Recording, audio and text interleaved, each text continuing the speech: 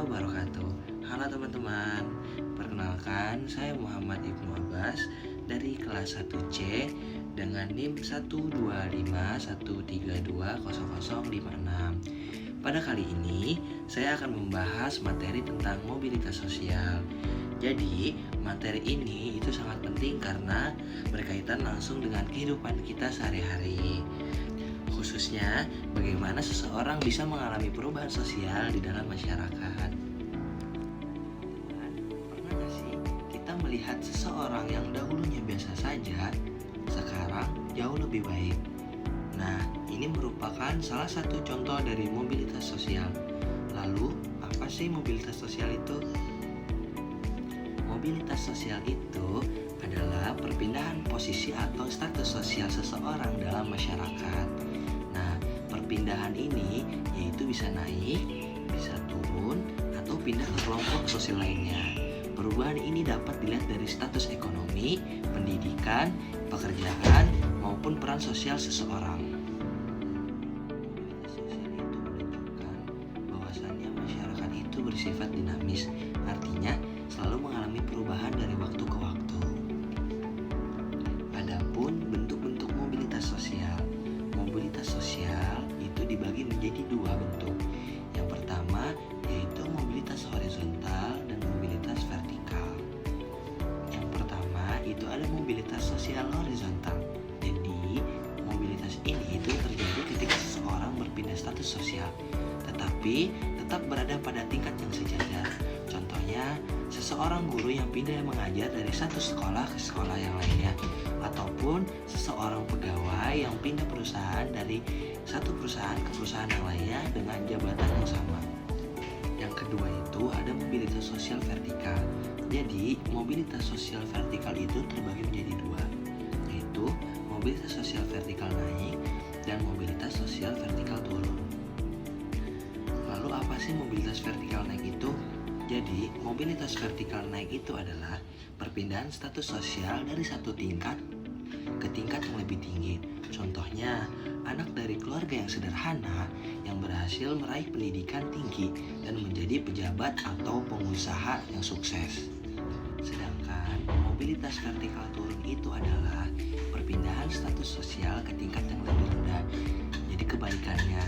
Contohnya itu seseorang yang kehilangan pekerjaan atau jabatan sehingga mengalami penurunan kondisi ekonomi dan status sosial. Jadi dia turun dari satu tingkat ke tingkat yang bawah. Adapun saluran mobilitas sosial. Jadi mobilitas sosial itu tidak terjadi begitu saja, tetapi melalui beberapa saluran. Di antaranya yaitu saluran pendidikan, di mana pendidikan ini menjadi faktor utama seseorang untuk meningkatkan kualitas diri dan status sosial. Selanjutnya ada saluran pekerjaan, yaitu melalui profesi atau jabatan yang dimiliki seseorang. Dan juga ada saluran perkawinan, yaitu ketika seseorang menikah dengan pasangannya yang memiliki status sosial yang berbeda. Selain itu, juga ada organisasi, ekonomi, dan politik juga dapat menjadi saluran terjadinya mobilitas sosial. Adapun faktor-faktor yang menyebabkan mobilitas sosial.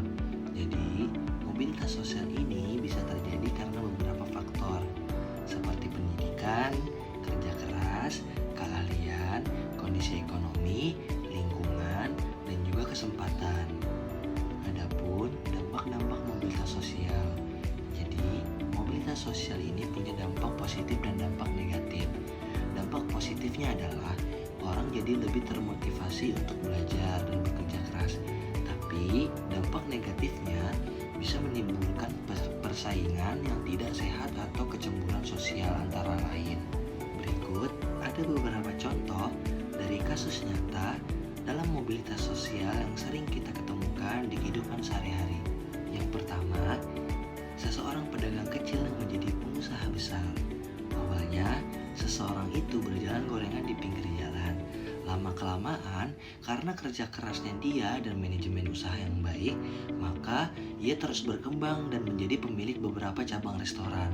Ini termasuk mobilitas sosial vertikal naik. Yang kedua itu, ada pegawai kantoran kena PHK.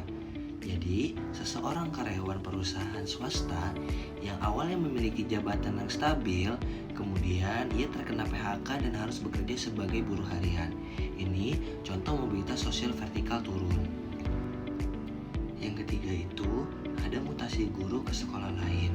Maksudnya, seseorang guru SMA dipindahkan dari satu sekolah ke sekolah lainnya, ataupun dari sekolah di kota ke sekolah yang di desa, tetapi jabatannya dan penghasilannya tetap sama. Ini termasuk mobilitas horizontal karena status sosialnya tidak berubah. Dari penjelasan tersebut dapat disimpulkan bahwasannya mobilitas sosial itu merupakan bagian penting dari kehidupan sehari-hari kita.